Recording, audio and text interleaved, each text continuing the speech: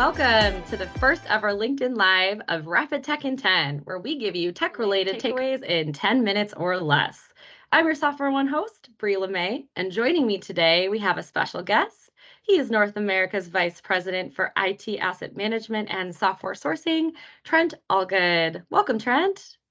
Hello, thank you for having me. Yeah, absolutely. So Trent, SoftwareOne recently partnered with Flexera regarding their 2023 State of ITAM report, which explores how the maturity of IT asset management teams can impact organizations. Before we jump in, got a quick icebreaker for you. I have to ask, if ITAM was a food, what would it be and why? ITAM would be an everything bagel because ITAM affects and is foundational to everything within IT. IT service management, infrastructure and operations, security, procurement, IT finance, vendor management, all of it, everything. Also, an everything bagel is the best kind of bagel, as is ITAM. Actually, Asiago is the best kind of bagel, but I don't know how to create an analogy for that. So I would have to agree with you. Both are amazing, and I'm actually quite hungry. But let's get to the meat of it. So we'd love for you to walk us through the most important takeaways from the Flexera 2023 State of ITAM report, right? So what can our viewers, what can our listeners really get out of this? What are those important takeaways? yeah, I really appreciate that they do this survey and put out the report every year. And I think there really are some interesting insights, um, some surprising and some I think just really interesting. To start off with, yeah, it shouldn't be surprising at this point, as we've seen it confirmed in multiple reports, but there's a low interaction between an organization's IT asset management function and their FinOps or CCOE practice. It hurts my heart. It's such a natural partnership. If you're in ITAM and you're not best friends with your FinOps counterpart, go make that happen. They share such common goals and problems.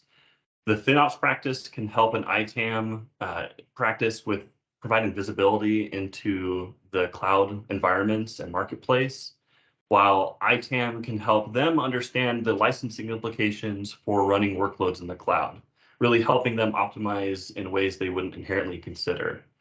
So that was really the first thing that jumped out to me is just ITAM and FinOps need more collaboration.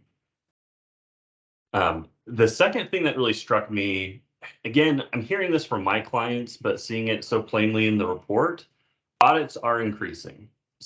Software companies, when they're faced with financial pressure, they often resort to audits as an additional revenue stream, which really should tell you something about the purpose of those audits.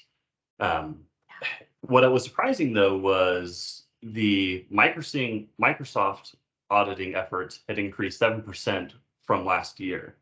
A few years ago, Microsoft stated that they would curb their audit efforts, but apparently that's really reversing now.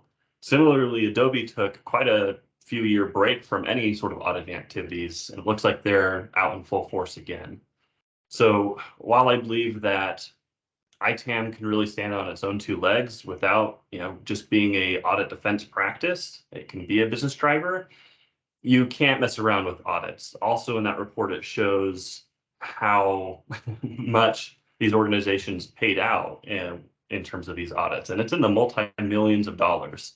It is not something to take lightly. Yeah, it's a really good point. And you spoke a little bit about optimizing, right? And I think it's a term we hear quite often now, and customers and organizations are really trying to do more with less. What are your thoughts on the value that having a fine-tuned ITAM practice can bring? Yeah. IT asset management, I use the term cost optimization, and that's a few components, right? So there is the reducing risk. If your organization hasn't spent enough for licenses, we can identify those opportunities where, okay, we actually owe money, but we can talk about then, is this something we really need, or did we not understand the licensing when it was deployed? And so making sure that every dollar that's spent is strategic, as well as looking for areas where we may have overspent on licenses and can reduce that. And within the report again, there it showed 40% of organizations saw $5 million of cost optimization over the past year. And 10% actually saw more than 25 million. So there's huge savings here that can be had. It would be interesting for me to see the correlation between the size of an organization and the savings. But again, ITAM can drive such value. Absolutely. Well, thank you so much. Folks, you heard it here first. When groups align around a shared ITAM strategy, you can complete vendor audits faster, you can optimize cloud spend, and minimize waste to achieve significant savings. Trent, we really appreciate you hopping on and joining us today, and a big thank you to all of you for tuning into SoftwareOne's Rapid Tech in 10. To learn more about ITAM, this report, and to talk to our experts, leave us a comment below. From your friends in tech at SoftwareOne, thanks for watching.